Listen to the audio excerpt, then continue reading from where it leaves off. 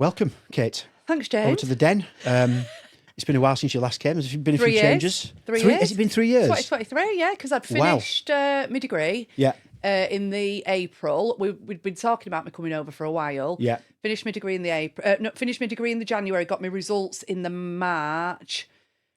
And so it was like, right, let's get me over. Oh, yeah, so the year of my 40th. Well, I can check it.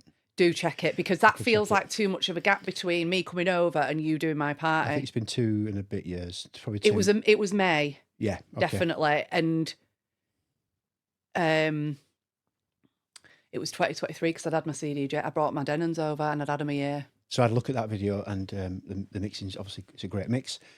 The differences in the den though are quite remarkable, because the old mixers, when I was using webcams and things, and not enough lighting, and it's quite seedy looking in a good way, not in a bad way. It was I mean, the setup's ace in here, as I'm always saying so. And obviously it's completely different today. And I haven't yet had a go on the decks, but we're going to obviously do that, and I can let you know. But I think it's always, what I like about it's always the right height for me, being tall. It's a little bit higher than it was last time, so that's good. Yeah. And obviously I've had to get my Martin to make some cool stuff, so that because I'm a bit OCD about where everything is, like most DJs are. In my ratio about stuff. Alone. Yeah, it's almost like I spent years just like really stressing over the fact that it wasn't quite right. Yeah, and now it's right. Yeah, it's weird. It's ergonomics. It's like everything else. Yeah, ergonomics. Yeah, I'm all about ergonomics. I want everything within reach. I want it to be at a level. And you know what? I get picked up on YouTube sometimes. Other fellow OCD DJs on your YouTube channel. channel. Your mixer's not quite aligned with the turntable there, it's is not it? Straight. Got a wire showing. Wires are part of the game, aren't they? Yeah, absolutely. Yeah. Everyone says that to me. Oh, you love wires, you? I'm like, I don't love wires. No, I just like what they can do. You with like wires. them being in order, James. Yeah, but I like, a life without wires would be, certainly for my YouTube channel anyway. Absolutely. It would be a pretty bad place to be. Really. Yeah, you need wires. It's just, it drives you bananas. So tell us about your mix then. What are you going to do for us today? Today, so I'm doing a vinyl mix. Okay. So that's the difference from last time. So I brought my Denons over last time, didn't I? You did, yeah. I was really comfortable with the Denons, and we talked about doing it. I'd not long started my own YouTube channel. Yeah. Still lots of anxiety around how it was, how it was going to sound, and we know that CDJs and digital are more forgiving. 100%, yeah. But over the last couple of years, I've just naturally veered towards playing a lot more vinyl anyway. I like buying records. Yeah. I mean, I do. CDJs are amazing for just, getting something sorted there and then, and being able to, do all your little additions and stuff. And they are more forgiving. Yeah. It saves you in a pickle or whatever. But so today I'm doing vinyl, and I've got quite a selection actually. Some pretty cheesy tunes, James. You'll be rolling your eyes, but doubt it. Some proper solid vocals from this year. Yeah. So like from the house scene this year. There's a few cheesy ones in here, I'll tell you. They're well hidden though. Well, I'm sort of like saying to you, I've listened to them that many times now. I'm thinking, oh my god. Everyone's got a guilty pleasures box. Absolutely, somewhere, but so this is it. I feel like. And I'm also not guilty about it anymore. It's like my guilty pleasure. I'm just going to play them because I've decided that I'm just going to play what I like. But it goes into quite progressive, and I've got a very old classic thrown in there in the mix. Fantastic. And then finishing it off with a Finny Basson tune, actually. Oh, really? Okay. Yeah, I've been buying quite a bit of Finny Basson stuff. Okay, recently. interesting. Tell us a bit more about that then. Yeah, so obviously, well, I mean, he presumably, just one guy, I think, isn't it? Yeah. Had that massive chart hit years ago. And then Martin's bought quite a few things of his over the last couple of years. I really like that kind of, I don't know if you'd call it trancey. It's got a bit of a bit tech housey, bit trancey, that emotive kind of those emotive synths, and but he does a lot of covers or a lot of edits of stuff. So the one that I'm playing today, it's an edit of an old soul track. I can't work out which one yet, but you might know it. Somebody might be able to and tell the us, B side is like an edit of When Doves Cry. Okay. Which is quite good actually. Yeah, yeah. It's not even the same lyrics, but it's absolutely the same tune. Okay. But yeah, so I'm finishing off with that. Vinyl Cool. mix today. Right. So have you got gigs? anything coming up? No. I hate doing gigs in winter. Right. So I haven't done any for ages. Last did some in summer at the Wavy Steps, which we've done a couple of times. And maybe did the Trades last year. And then we've got Joe Royal's party in May. Okay. But that's it.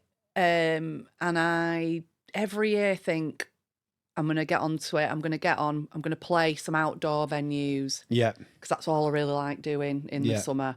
And then I'll maybe do a couple. And then the next year I think I'm going to do more. And then I'll do a couple. And then I'm not sure I'm as motivated about the gig stuff as I used to be. Yeah, that's I find it quite stressful. Yeah, yeah. Oh, it is. It is, isn't it? Yeah, you know what it's like. Oh, it's. I always say every time you put a gig on, never do kind of rolling the dice a little bit. Yeah. You know, it could go really well, could be all right. Yeah.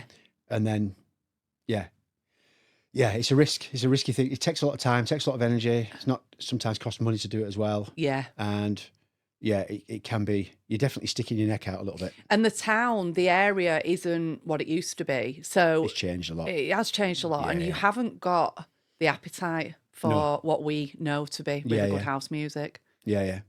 It's just I think just that as well as a sort of a shortage of venues as well. Shortage of venues. It's very residential, obviously, which we always got away with before, but there's always an issue.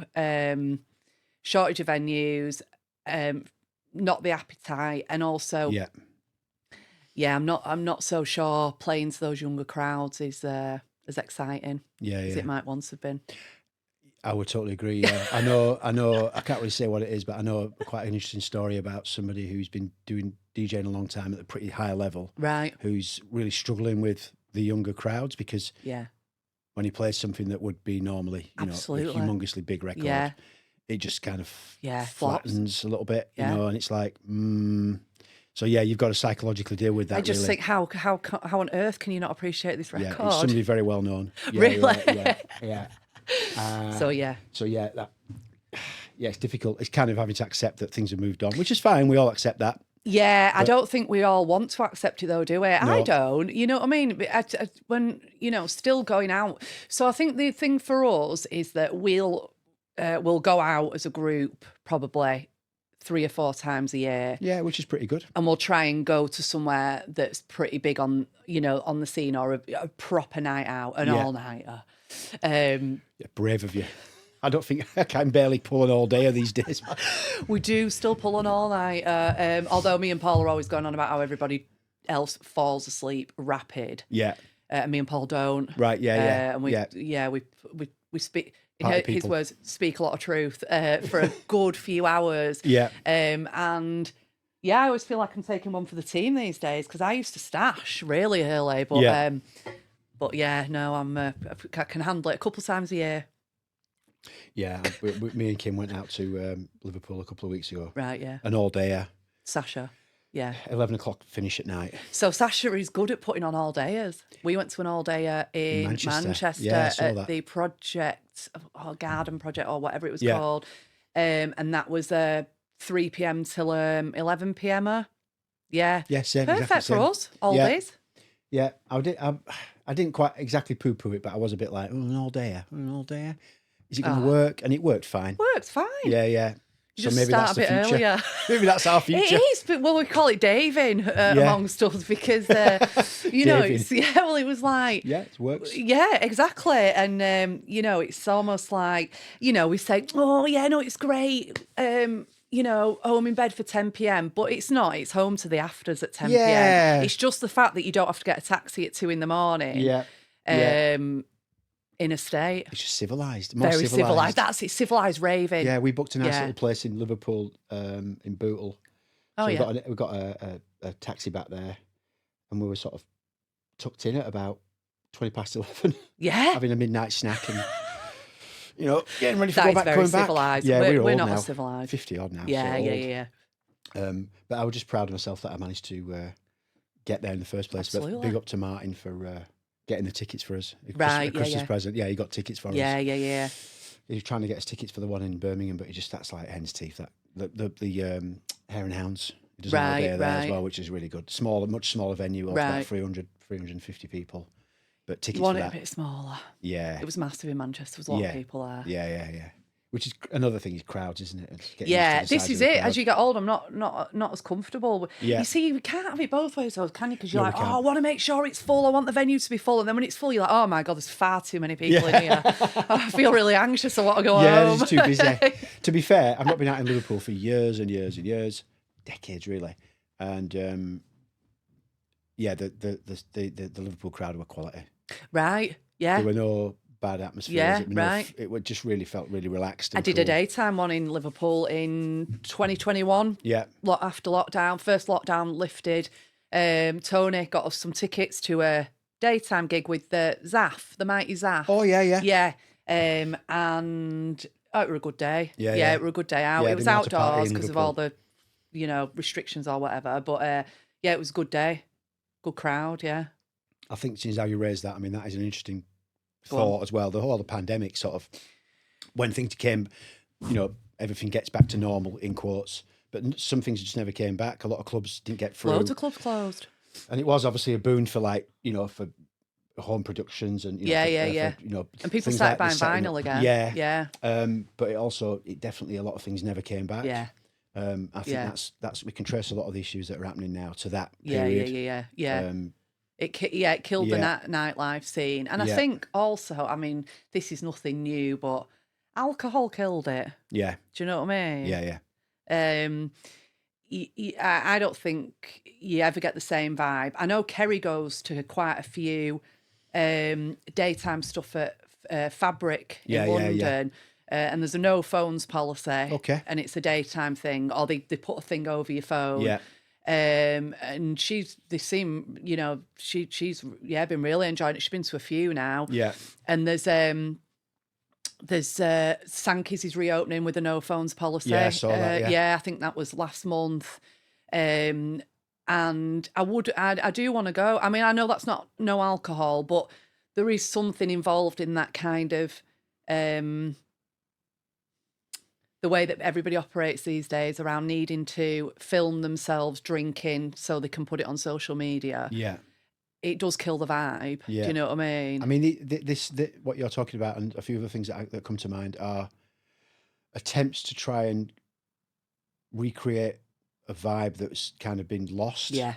If that, I'm trying to be diplomatic here. I'm not trying to be a bashing the young, because I'm not doing that. I think that's out of order. But trying to sort of take away some of the things that are not reciprocal for the seat. You know what I mean? Yeah. Like phones are pain in the backside probably. Yeah. Says a man who does YouTube videos.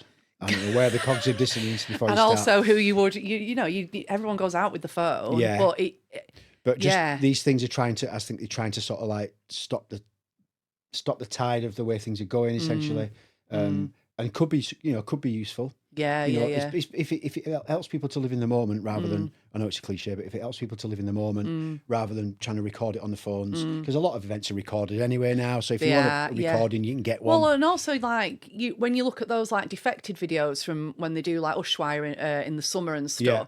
There's just a stage with a DJ with all those people behind them, which I find really bizarre. Yeah, what's that all about? I don't know. Yeah, that is weird. I find it really weird. There's a nightclub just there. Just go and party there. So you're all stood there, and then you've got this crowd that's miles away from you. Yeah. That are behind the fencing as though it's like as though you're at a gig at a band. Yeah. And everybody's got the phone, and obviously we're not really saying the elephant in the room, but coke and ketamine play a role. Oh God, yeah, drugs. Yeah.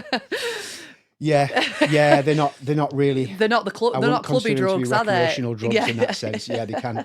They have a very profound kill the vibe. Very profound effect on what's going on, don't they?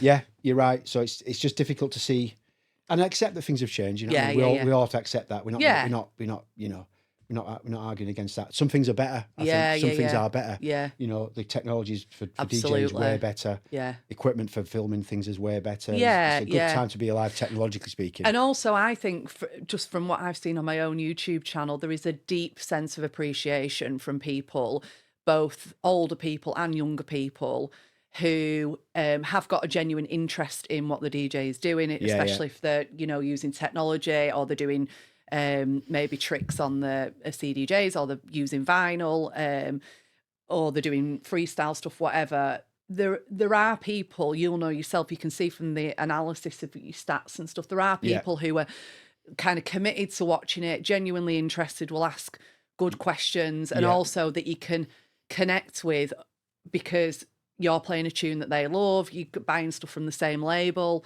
Yeah. Do you know what I mean? So I think that we obviously didn't have that before. Yeah. Do you know what I mean? And I think that that's so I'm always quite interested to read people's comments, especially when they know stuff, and you think like, because I buy a lot of stuff on like All Day I Dream, the it's like quite progressive house label, deep house label, Germany, and stuff on like maybe Groove Culture, because they do a lot of disco edits and stuff. And not a lot of people would necessarily have known those labels, unless they were into music. So when somebody comments on something like that, they've got an appreciation for that music. And I think there is some amazing house out these days. In some ways, it doesn't ever equate. When I listen to some of my most favourite tunes of all time, I think, oh, they just don't make house like they used to. But then I'll get really immersed in some of like the sort of, I don't know if it's called, I never get it quite right when I'm talking about genres, but the sort of progressive, or it's sometimes called future house these days. And to me, and by the way, I've been like saying to Kez, Paul, Stacey, can we go to Balance in Croatia? It's a progressive house. It started last year. It's Sasha and Frankie Wah and Marsh and all those.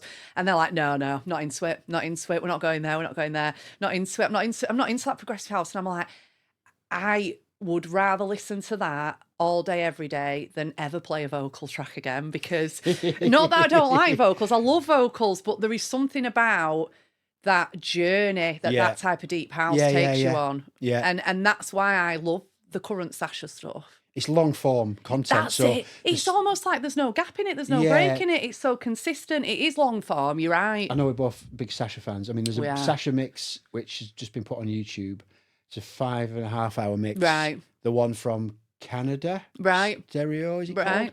Montreal in Canada. I'll check it out. That is epic. Yeah. Because there's no concession to like, come on, keep it moving. It just builds and builds. It just maintains. Yeah. And the flow and the level control is showing you, man, that's just a master at work. Yeah.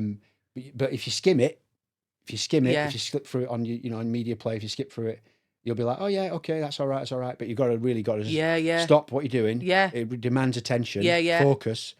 Even just a bit of focus, and you'll appreciate. I mean, you'll appreciate it. You're a fan, but for other people who are not particularly well versed in that kind of music, if you want to hear how it's done, that's how it's done.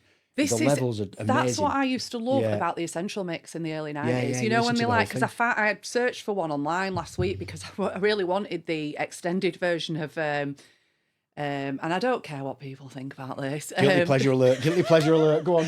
JX, Nothing I Won't Do, because there's a particular Essential Mix, which was Pete Tong, Boy George, and Billy Nasty, and I remember it. I was 12 or 13.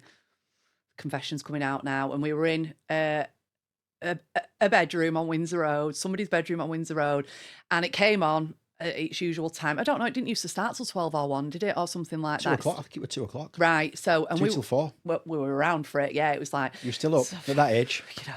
Just having a midnight snack. Yeah. And I remember it, and it's got a dead long intro, and it just sort of builds and builds and builds. And I always remember it, and the person whose house it was had the tape, and I'm not going to let you record it off me and all that. And I've got the tape in. But then last week I was like, right, I'm sure it was Pete Tong and Boy George and Billy Nasty. Anyway, I Googled it, and it's there. It's there on SoundCloud, and the version is on there that I want.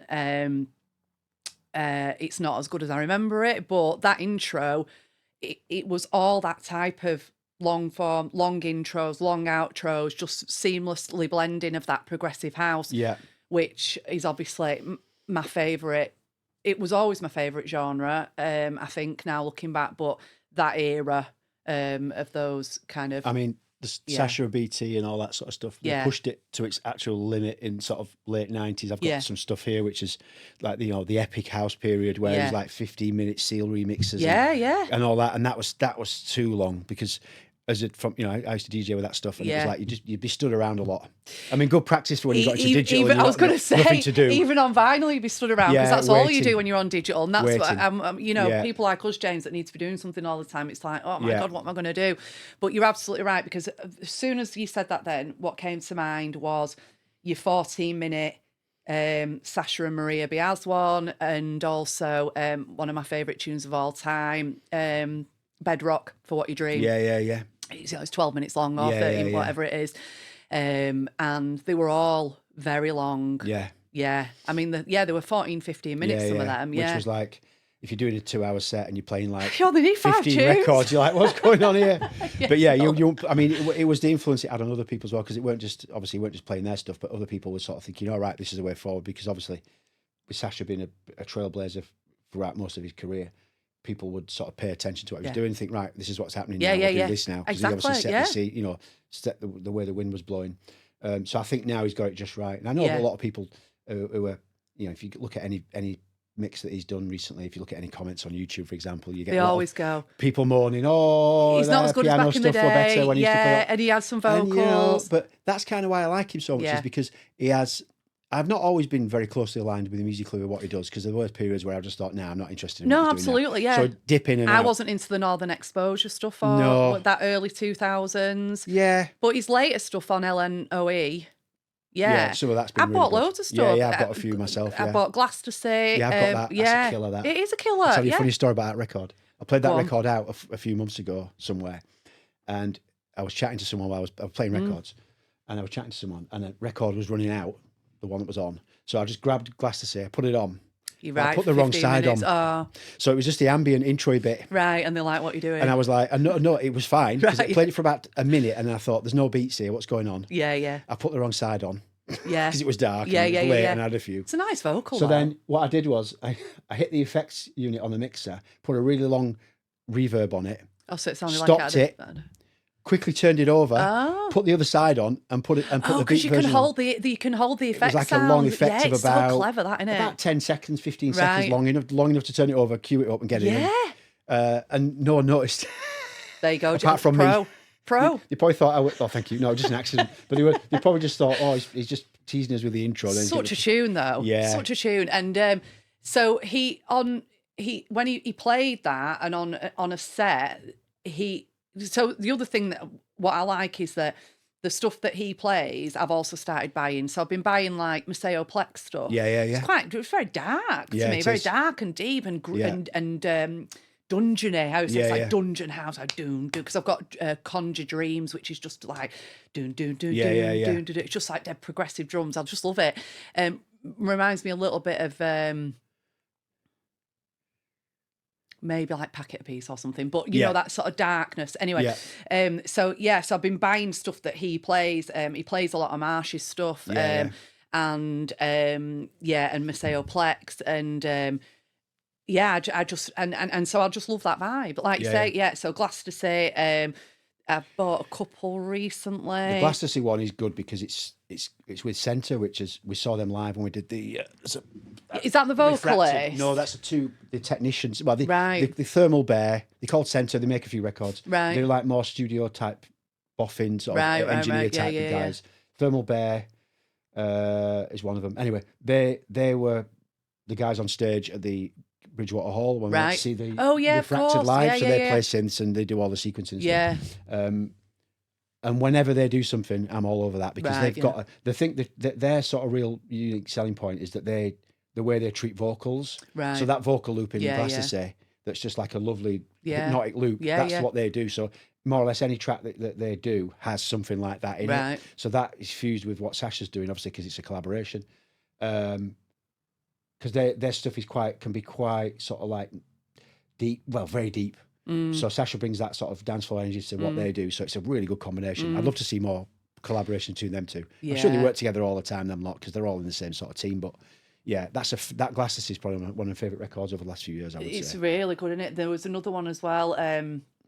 which isn't on vinyl, which is probably the closest he's been to his older stuff because it's got a piano in and a vocal, right? And it's fused. Okay, yeah. And the collab is with somebody or a group called Because of Art. Is it just one guy? It's one guy, right? And he's phenomenal. Yeah, he's really good. He's headlining at that thing in Manchester with Anjuna Deep, I think. Oh, okay, yeah. So seen that, yeah. It's on LNOE, but yeah, I've seen it. Yeah. He does do stuff. Anyone called Elevate, I think it was, which I used to hammer. It's a classic breakbeat, synthy. Right, I'll play it.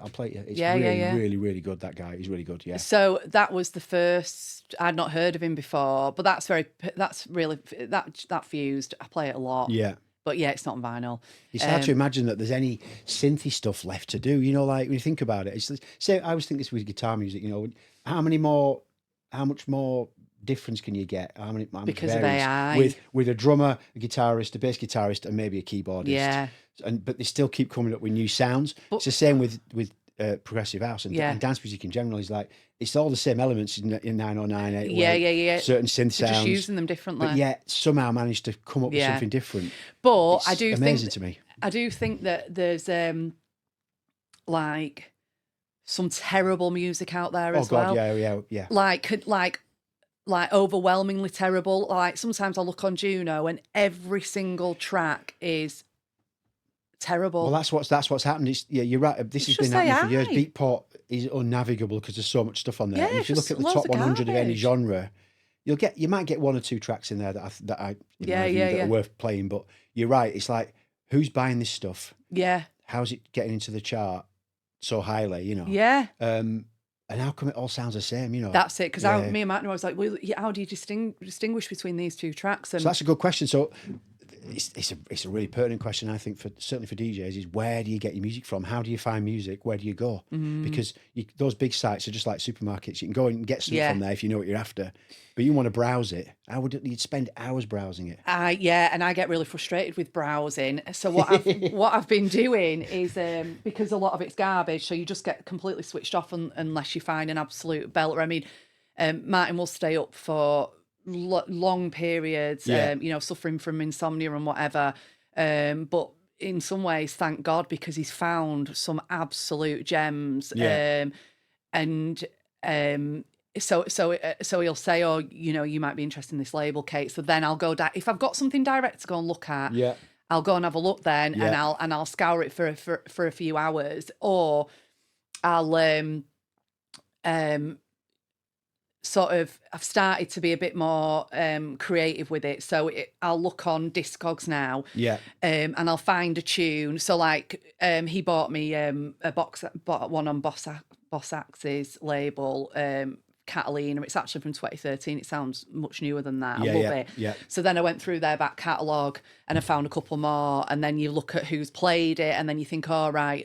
So but you can end up going down a real rabbit hole doing that as well, and forget where you started. So I have just crazy. A certain number of people the curators, essentially DJs, people like Colin Dale does a radio show on Mixcloud, but he also puts it on YouTube. He does 2 hours every 2 weeks. Right. So even if you're not copying what he plays, he's giving you pointers. Oh, that's labels, interesting. Artists. Colin Dale. And if you've got maybe 10 people you really respect, and you can keep an eye on what they're playing, that will give you I used to do that with Defected, but I mean, we used to do it with Mix Mag everybody Update. does it though. Mix Mag Update used to come out every week, and we used to every 2 weeks, whatever. And we used to get that and just go through that. Yeah. Essential Mix. Yeah. And then DJ Mag, Mix Mag, all the magazines, and then obviously record shops, and that gave us enough coverage to be able to pick up stuff that we wanted. But in the sort of modern era now we're living in, where it's just everywhere. Yeah. It's saturated the market with it. It's a lot harder to pick stuff out, but the tastemakers are still the people to look for. Yeah, They're the ones that will give you the steer on what's going on. Right, yeah. And Bandcamp's brilliant as well. Yeah, Bandcamp's really good. There's not as much stuff on there, so the quality control seems to be better. Right. And then when it comes to buying records, because I still buy, I've got records coming every week. I've got a load waiting for me at work today. I'm obviously not working, so I'll go and get them next week, or I might be tempted to get them tomorrow morning. Discogs is brilliant because if the alternative is to go to Juno or Phonica or one of the big shops like Fat Cat or whatever, and you're spending 18 quid per record. However, on Discogs, if you're prepared to play, like you say, stuff a little bit older, maybe 5-10 years older, it still sounds really good. 3 or 4 quid a record. Yeah. If you find a good seller who's got a couple of thousand records. Yeah, you can buy a few off them. Yeah, and yeah, suddenly then you're getting, for 18 quid, you're getting 3 records or 4 records. Yeah. You know, and it starts to then become absolutely cost effective. Yeah. Because new records are so expensive now, aren't really they? expensive. And also, you're very lucky if you get 2 decent tracks on a 4-track EP.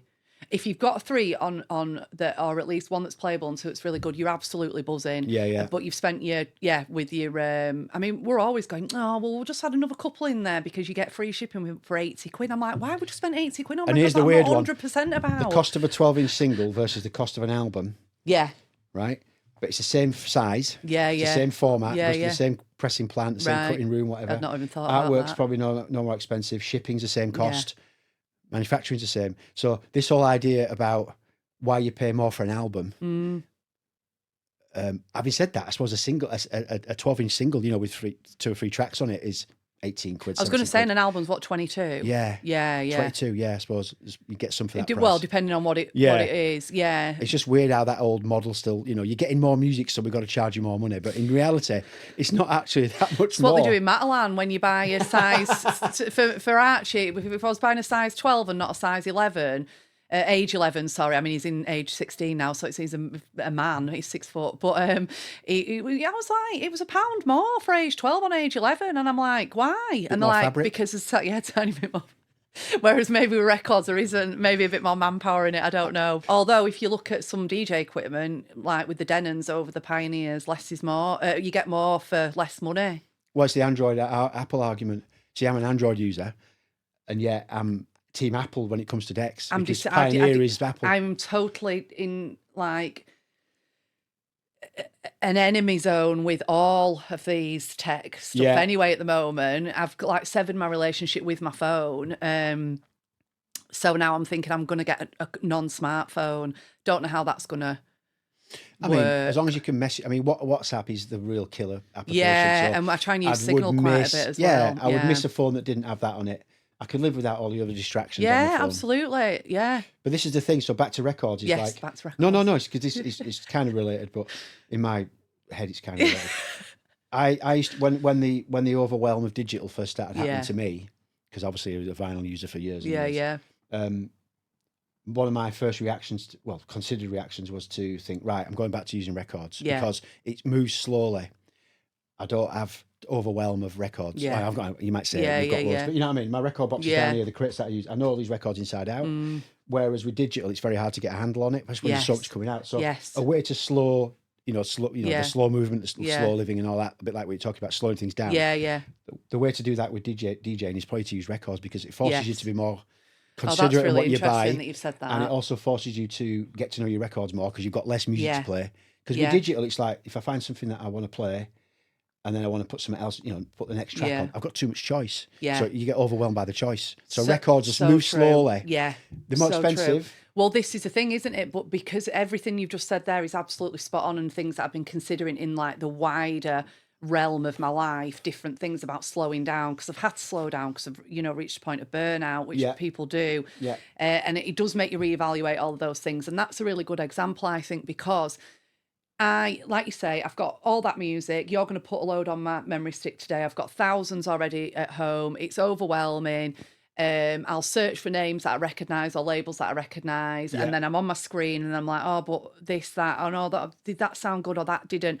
You have a different relationship with your records. You know it better. Because of as humans, we're visual anyway. So we register patterns on labels and things like that to remember what tune it is, artwork, and what goes with what, and the whole process of being more tactile, is more sort of embedded in your memory, and you know what works better. So I think that it's overabundance. It's the same with all things capitalism, isn't it? It's that oversaturation, that overabundance, that kind of. We live in a society where everything we want is there at our fingertips. There's no hard graft for it, and so. I think with buying records is you develop a better relationship with the process and it's more tactile, but also because they're more expensive, I can't buy loads at the same time. So now I'm like, right, I've made a commitment recently. It's a quality control. I'm just going to buy one or two off Discogs that have been in my want list for ages every month, and I'm just going to keep building it like that. Yeah, that's what I do. I just keep ticking over. Absolutely. Because I can, especially now with the 90s being so in vogue, well, I feel like it's kind of coming to a bit of an end, that situation. But with the 90s being quite popular, I feel like I could just grab some stuff from, 96, 97, 94, whatever. And no one would even really know that it was an old record. Yeah. And even if they did, they'd be like, oh, this is an interesting record from 1994. So, you, suddenly your records are kind of refreshed in that sense in terms of, especially because there is some great, as well as there being, all of that sort of garbage, but equally there's brilliant records out. And like we say, we're always surprised at how good some of the records are that keep being made. You can mix those up with some of the 90s stuff, which obviously is going to be in my mix today. And you wouldn't know. You would not know. Do you know what I mean? Well, say that. We'll see how the mix goes first. Right. We'll wrap it up now. We could talk for hours. Yeah. And probably will at some point. I was going to say, I'll come back any time for a conversation. It's always good. Shall I give you my 5 top tunes? Please do. Have you got a top 5? Got more than the top 5. And I wanted to, because I thought if James asked me about a top 5, but it makes me sound like I've not kept up with the times. But these 5, well, I tell you what, I'll do 5 and then I'll give you a current one. Okay, so Lion Rock, Packet of Peace, which I always tell you to play at the end of your set. And I always do for you. You do. Keeping in line with the same genre, all of these. So Lion Rock, Packet of Peace, Blue Amazon, No Other Love, which you put me on to the remastered. From Huddersfield. Yeah, they're from Huddersfield. Yeah, they were from that shop. Fourth Wave. Right, yeah. I think it was Fourth Wave, yeah. Yeah. Fulcrum, yeah. Teaser, but they're not from Huddersfield. Yeah, that's John Gilpin. Right, yeah. Teaser. So, I'm still in touch with John. Solitaire G, Yeah, he lives up in Scotland now, top guy. I'm going to try and get him on, John. Do it. Yeah. Yes, He's John, already said, next time he's down here, he's going to come and do a mix for me. Well, John, I'm going to play one of your tracks today. And the B-side, which we're listening to this morning, is also really good as that on that as well. Teaser, Packet of Peace, Blue Amazon. For What You Dream. Okay, yeah, Bedrock, yeah. Yeah, and which is probably up there, to be honest. I only got that fairly recently. Oh my God. Yeah. Well, I don't know if I actually own a copy myself. I think I've got it. I'll check on Discogs. Oh my God. So that was one of the first house tunes that was ever played at 13 Melbourne Street. Yeah. So that's a vocal track, isn't it? But the vocal's really good in it. It's not just the fact that it's vocal, it's like 3 tunes. There's the layering in it, and then that breakdown at the end. It's amazing. It's such quality production. And then what was my 5th now? Oh, hang on. Teaser, Packet of Peace, Blue Amazon, For What You Dream. Oh, Crescendo, Are You Out There? Okay. Yeah. Yeah. Which it's underplayed. Okay, well, are you going to play that? No, I'm not playing it today. Okay, yeah, I was good as the last tune, but next time, definitely. And then for a current one, and just bearing in mind that when I heard For What You Dream at Melbourne Street, and I was listening to my Madonna and Michael Jackson, and Mike said, "Get this shit off. We're putting some house music on." Yeah, get this shit off. Putting some house music on. Older brother. But so they put For What You Dream on, and so it must have been like 94 or whatever. I just remember thinking, "Oh my God, where are they going? And wherever they're going, I want to go to." Do you know what I mean? I was only 10. Yeah. I made sure it happened within a subsequent couple of years, but So current favourite tune. I don't know, there's a lot really, to be honest. I'm going to play one today, which is by Abigail Bailey, which is really cheesy chart vocalist, but actually it's on this house track, it's really good. Yeah. And then a track by Danny Howells. Okay, yeah. Called Stereo Drama. Yeah. And you'll hear it today, and you'll know exactly what I mean. It sounds like it could be from 94. Right, okay. It's like really progressive, but yeah. Superb. Right, let's get into it then. Let's do it.